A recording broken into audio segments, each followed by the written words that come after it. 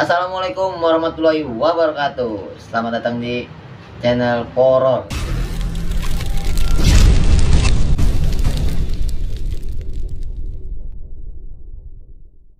Channelnya Dika, podcastnya horor. Segmen horor. Nah, podcast horor. Nah, kalau nyarinya horor ya, jangan kolor. Kalau kolor keluarnya beda.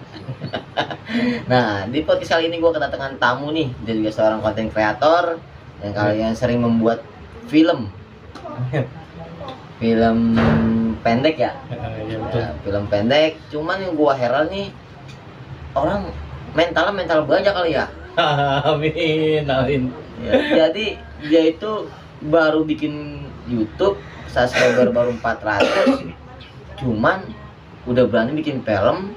Kan setahu kita kan namanya bikin film kan butuh budget nih, Iya. butuh biaya, butuh konsumsi. Apalagi kita ngajak orang nggak lebih dari satu orang. Tapi subscriber lu berapa sih?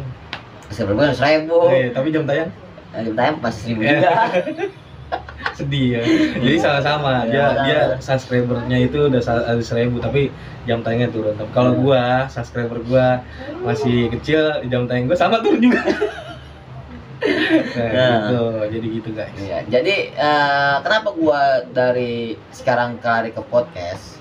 Karena kali ini gua mau belajar nih dan gua mau menyalurkan hobi gua di cerita-cerita horor dan menggali ya adrenalin gua lagi dari cerita-cerita horor yang kalau orang yang gua undang ini.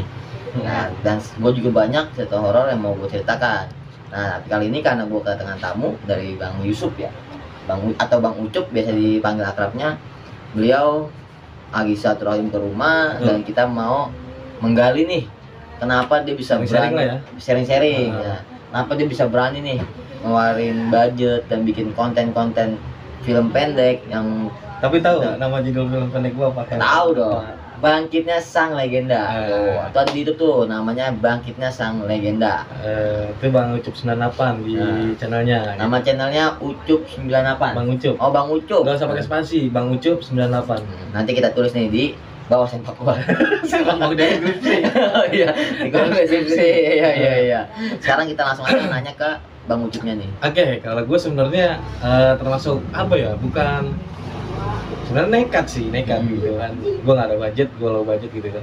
Sebenarnya gue juga dari pergerakan gue tuh nggak sendiri, ada orang-orang yang alhamdulillah dengan tulus, dengan ikhlas buat ngebantu bikin film pendek kita gitu. Karena emang posisinya kita nih pengen ngebangkitin film-film budaya Betawi yang kalau dibilang ya biar Betawi itu bisa lebih eksis, makanya gue bikin film pendek itu. Iya. Nah, dari segi anggaran produksi gue bikin film pendek itu memang awalnya itu pakai uang pribadi. Uang pribadi? Iya, gitu, nyicil gitu. Iya. Nah, pada saat berjalannya film ini syuting, uang pribadi gue habis. Akhirnya ya itu alhamdulillah teman-teman pada mau bantu nih, ada yang bawa ini, ada yang bawa itu. Jadi ketika saat produksi, insya Allah mereka nggak kelaparan gitu. Iya, alhamdulillah gitu. Mungkin ada beberapa Gorengan mah ada.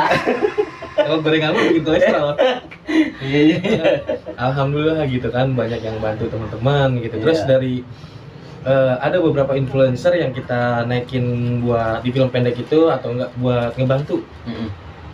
Kita juga nggak gratis, kita bayar gitu kan. Iya. Alhamdulillahnya ada rezekinya lah, tapi ya itu buat teman-teman pemula konten kreator yang mau bergerak, jadi nggak usah takut-takut, lu bergerak sesuai dengan budget lu, apapun yang lu punya, lu gunain. Lu pasti punya HP, lu pasti punya kuota, itu semuanya bisa menjadi konten kreator.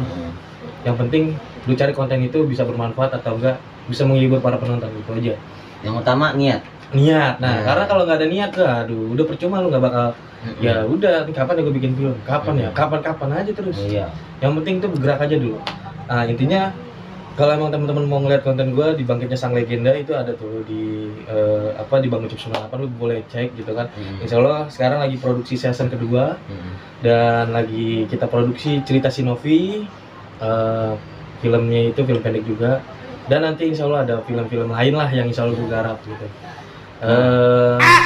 Terus juga dari pembuatan film pendek itu juga gue nggak mudah, banyak halangan, rintangan dan banyak remehan, cacian gitu kan. Alhamdulillah gue pribadi harus punya mental yang kuat gitu kan. Kadang-kadang down gitu kan. tapi ya bismillah gitu, jalanin aja terus gitu. Benar. Karena yang penting istiqomah gitu. Betul. Nah setelah film itu launching, akhirnya meledak dalam waktu 10 hari mendapatkan 2000 subscriber, 2000 viewers maksudnya 10 penonton. hari. Dalam 10 hari 2000 viewers. Padahal subscribernya 473. Tapi yang gue gede kayak gini. Nonton kan 2000 ya. Nah, Jadi menitnya? mereka nonton doang tapi kagak subscribe gitu. oh, nggak subscribe, nggak Iya. like, nggak komen. Oh iya kan otomatis kalau mereka sekalian subscribe kan bisa langsung naik tuh subscriber gua. Ya udah tapi nggak masalah lah prosesnya. Itu adalah cerita juga. Itu aja sih buat motivasi buat Bang Dika juga, buat yang lain nih penonton. Nggak perlu punya kalau mau bisa. Misalnya kita harus punya kamera, kita harus punya, nggak perlu punya. Yang penting mau niat, mau belajar, bergerak. Kembali ke tema kita. Oke. Horor. Nah, jadi di podcast ini Bang, kita mau nanyain proses pembuatannya itu kira-kira kena kejadian-kejadian horor gak Bang? Banyak. Salah satunya ya kita nih lagi syuting nih, ada beberapa kan gua lagi fokus kan, gua di situ sebagai produser, sutradara, kameramen, editing ya. Karena Pak semua main juga main. Karena emang itu kan. Iya. Jadi ketika gua lagi kameramen, itu ada satu adegan yang bikin semua tuh kayak ada yang hadir gitu. Kayak misalnya adegan namanya ada adegan Nyi Angker. Nyi Angker itu adalah salah satu musuh seorang legenda itu yang ada di film itu. Nah, ketika dia lagi ketawa, jadi kayak ada yang datang. Dia ketawa juga. Iya, jadi bukan ketawa, jadi kayak ada yang datang, dia kamera itu langsung nggak fokus, kayak di belakang tuh ya ada orang gitu. Makanya kan, wah ini nggak beres nih. Nah disitulah pentingnya kita kalau misalnya ke tempat kebun, ke tempat-tempat yang bikin kali, kalau kita misalnya lagi mau bikin film atau apapun, ya misi-misi lah, minimal Fatihah gitu buat kirim orang-orang atau penunggu di situ.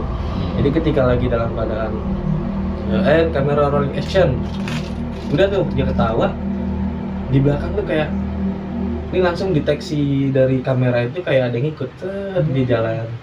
Jadi deteknya itu kayak ada 2 orang padahal sendiri. Jadi ini kan objeknya di sini nih, artisnya nih. Nah itu objeknya ada di belakang nih, kayak lagi jalan gitu turun dari pohon ke atas ke bawah. Akhirnya gue langsung stopin dong. Tapi kan kalau misalnya file aslinya itu nggak begitu kan? Nggak, kalau file aslinya tuh nggak kelihatan nih kotak deteksi itu nggak kelihatan, makanya gue nggak bisa munculin gitu.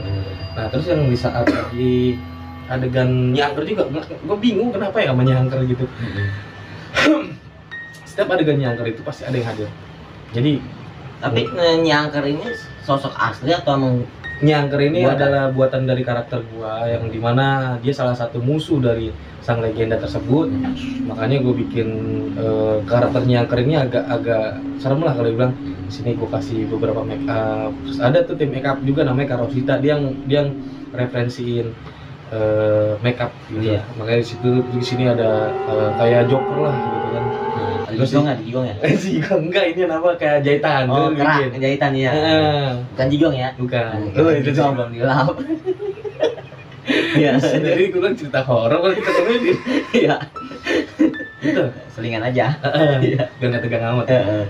Jadi yang gue sering alamin ketika adegan nyangker itu selalu ada hal-hal yang bikin gue tuh kayak maksudnya kayak ada yang bikin hadir gitu. Gitu pokoknya kalau nyangker ketawa kayak ada yang hadir. Nah pas kebetulan itu gue yang sendiri ngalamin yang kacau ya, kenapa ketika kamera mati itu dia selalu muncul pas ada.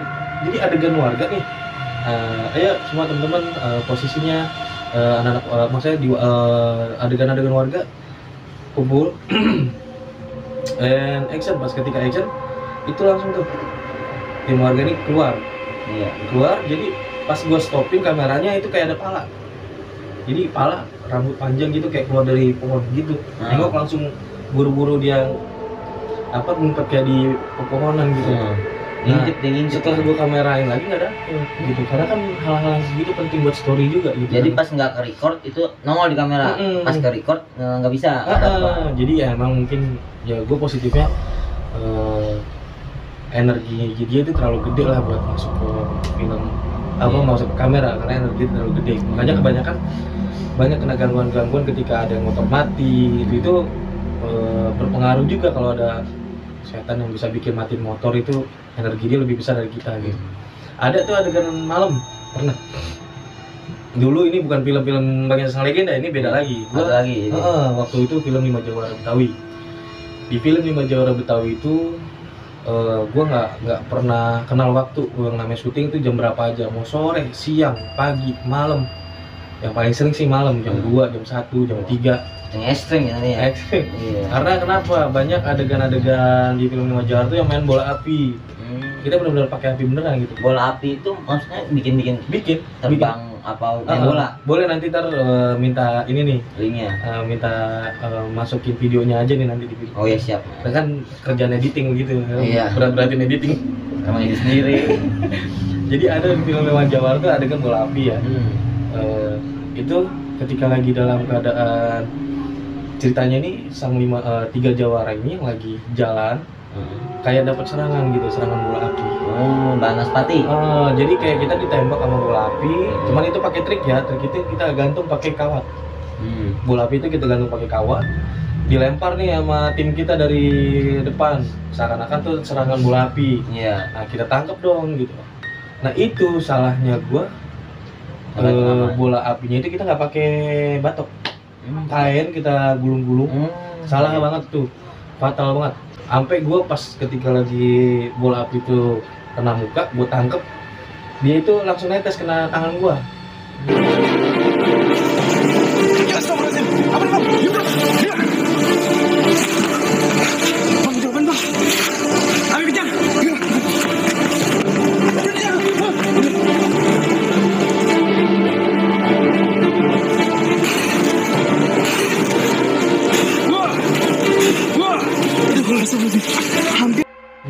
Wah, dia melepuh tangan gue dong. Karena kan bukan pakai inian batok, dia pakainya pakai kain gitu. Jadi kainnya itu jatuh netes gitu kan. Wah, itu perih banget. Pas gue lempar, gue kejar karena ada adegan ngejar bola api itu. Pas di saat ngejar tuh emang adegan tuh ada semburan. Semburan dari bola api. Dari jadi meledak cerita bola api. Iya. Tapi kita pakai trik tuh, tim kita yang nyembur. Kayak seakan-akan ada semburan. Nah, setelah pas adegan nari itu, gue ngeliat di atas tuh ada ini tuh ada perempuan kakinya lagi ngayun-ngayunin gitu. Lagi ngangkat kaki. Jadi gue nggak fokus. Nah pas lagi nggak fokus begitu semburan udah depan muka gue. Iya. Wah itu muka gue panas banget, untungnya nggak terlalu parah ya gitu. Jadi gara-gara ngeliat kuntilanak itu bikin gue celaka. Gitu. Jadi ketika disembur kena muka tuh gua. Iya. Untungnya kumis gua masih aman. Masih aman. Alis gua masih tapi nggak bau perengus kan? Kambing kali ya. Biasa kan kalau kita kumis tidak makan ada bau nggak enak gitu. Iya, bau perengus. Alhamdulillahnya enggak. Dan pas itu gua ngomong dah gitu kan sama temen-temen. Lu kenapa nggak fokus begini? Ya karena pas gua saat lari mata gua fokus ke atas pohon, kalau nggak salah pohon jati kebun. Kalau di sono namanya pohon jati kebun. Di daerah mana tuh? Condet. Ya, di daerah Condet. Pokoknya di daerah Condet dah gitu kan. Masih ada pohon jati kebun. Itu kena muka, akhirnya yang diobati tangan. Mukanya? Ya kan nggak apa-apa. Ya tangan soalnya kena lelehan bahan gitu. Nah, setelah kita kelar syuting, kita cerita-cerita bahwa masih ada lagi pas adegan jin nih, kan ada jin hitam ini adalah salah satu musuh dari film 5 Jawara Betawi itu. Ketika adegannya kita lagi bilang action itu ada suara ketawa di jam 1 malam, nggak ada kita perempuan, laki semua. Iya. Itu kita lihat syuting di pinggir kali Ciliwung. Pokoknya pinggir kali Ciliwung mana gitu pokoknya. Iya. Jadi ada suara ketawa gitu. Gitu. Jelas. Kita sekarang nggak ada yang dengar tuh. Pas kita setel, kita review, suara itu nongol ada di record. Nah, enggak, kalau dibilang nongol enggak, tapi suaranya ada. Iya, maksudnya suaranya itu record di kamera. Kata siapa? Enggak, emang bener itu suaranya record di kamera. Gitu kan. Sayangnya aja gitu kan, HP gue yang kemarin tuh hilang gitu. Makanya kalau emang bisa gue cari-cari di akun Google gue, siapa tahu kesimpan, nggak nemu. Kan bisa buat nampilin gitu, karena kan perlu bukti teman-teman. Ya itu sih yang pernah gue alamin pas syuting. Udah setelah itu tuh kita udah rampung syuting, ya kita ngobrol, ya namanya syuting malam ya pasti ada aja gangguannya gitu. Udah ngobrol-ngobrol, kita ini anak-anak capek. Iya. Pada tidur cepet karena emang capek banget kan gitu kan, pada tidur cepet. Jadi pas di saat udah sekitar jam setengah tiga itu udah rampung syutingnya. Jadi kayak ada yang nyapu tuh di belakang saung, yang nyapu. Gue penasaran dong, buat nengok ke belakang, nggak ada orang nyapu. Iya. Nah pas nggak ada orang nyapu itu dia, gue tinggalin, udah tadi nyapu, sekarang ada suara orang lagi mandi di kali, jebur gitu. Di situ gue sendirian yang dengar karena pasti mereka udah pada tidur. Tidur pada kebluk teman-teman kan. Udah tuh, gue agak takut juga gitu karena emang posisinya itu alam banget gitu kan. Iya. Suara jangkrik masih kedengeran, suara rongo, suara-suara masih hewan tuh kedengeran lah. Gue berani diri buat ngeliat ke belakang. Pas ngeliat ke belakang nggak ada, tapi air kayak kayak ada inian, kayak ada orang. Gejolak. Gejolak. Bener kayak ada orang, tapi nggak ada orang. Cuma air aja bergerak. Air bergerak, gubrak begitu.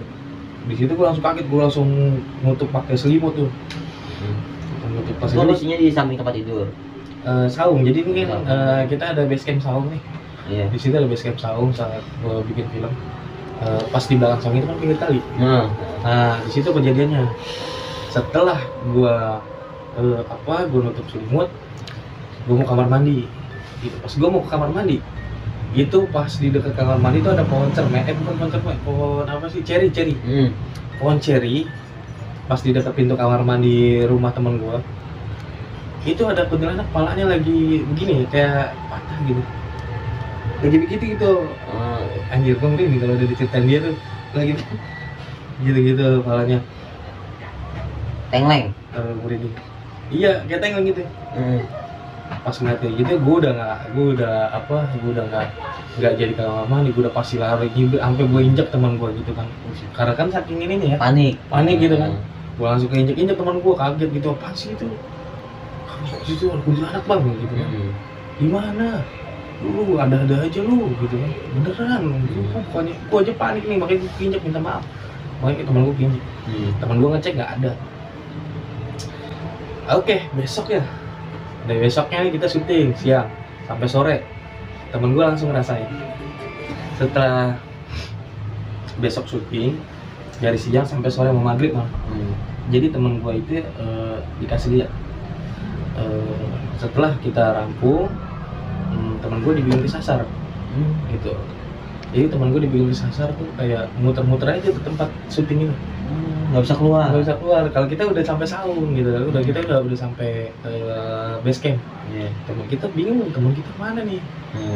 Akhirnya yang asli orang situ, wah ini nggak beres, pasti dia dibikin sasar nih, karena udah banyak yang ngejadian.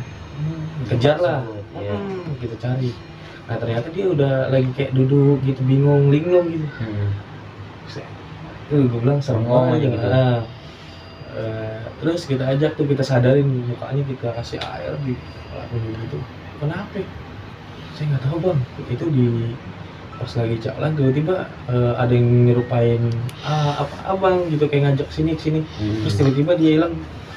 Saya muter-muter gitu, saya bingung. Udah saya nggak sadar gitu. Udah akhirnya udahlah. Jadi dirasakan itu dia ketemu orang itu menyerupai tim kita. Nah itu makanya pentingnya kita misi atau enggak baca Fatihah, kirim Fatihah buat para penghuni yang ada di situ gitu kan. Penting banget, jadi supaya nggak ada terjadi hal-hal yang nggak diinginkan gitu. Itulah salah satu beberapa pengalaman yang gua alami soal kejadian horor atau mistis gitu. Banyak sebenarnya pengalaman horor, cuman itu aja yang bisa gue ceritain. Dan banyak juga di Bangkitnya Sang Legenda juga ada gitu. Yang penting ini buat saran aja, bahwa tempat apapun yang pasti semuanya ada yang mistisnya, pasti ada yang gaib lah. Setiap tempat pasti ada penghuninya. Entah itu saya, entah itu lu. Iya. Jadi gitu teman-teman. Nah pokoknya teman-teman gitu aja. Nanti boleh cek lah gitu kan, mampir gitu kan. Jadi rencana Bangkitnya Sang Legenda ini apakah ada season 2? Insya Allah malah sampai season 5. Masih seneng mah. karena nanti akan ada titisannya, ada anaknya gitu kan. Insya Allah sampai situ. Makanya ya mohon doanya lah gitu ya, semoga diberi Semoga kemudahan sukses gitu, karena ini semua benar-benar kita dari nol. Karena saya pribadi bang punya ya kita lagi ngerintis PH Adi Putra Production. Nah kita kolaborasi sama perguruan Rompes Pecut Betawi. Nah mereka para pemainnya juga, dan mereka salah satu orang-orang yang ikut andil dalam pembuatan film itu. Kayak ya kalau dibilang gue sendiri full buat ngeluarin dana, enggak juga sih. Mereka juga ikut ngeluarin dana, dan kita saling bantu, kita sama-sama tulus dan ikhlas buat bergerak gitu. Alhamdulillah jadinya Bang Kijang Sang Legenda.